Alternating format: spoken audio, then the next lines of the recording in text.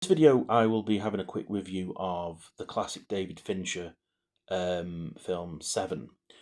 I was far too young when I first saw bits of Seven, and it absolutely terrified me. And I was terrified to touch that film well into adulthood.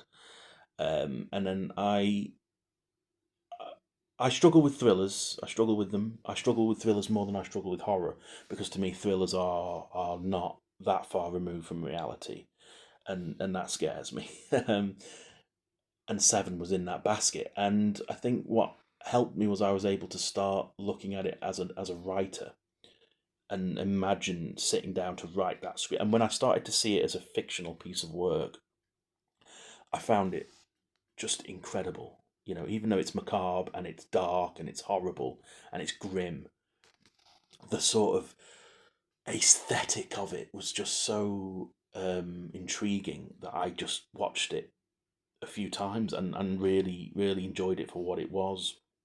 You know, um, I love the concept of the fact that we don't know the city that Mills and Somerset are working within. I love how Somerset is just so jaded and tired and is just lost in this bullshit world, you know, that just seems to, sees apathy as a strength, paraphrasing one of the lines there. Brilliant pacing, incredibly terrifying in moments.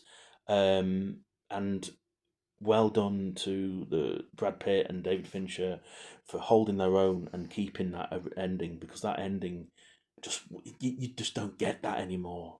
To have the balls to show an ending that is just lost in, in despair, and they put that Hemingway quote in at the end, which, I don't know whether that's needed. Maybe it is, maybe it is a nice little sort of epilogue,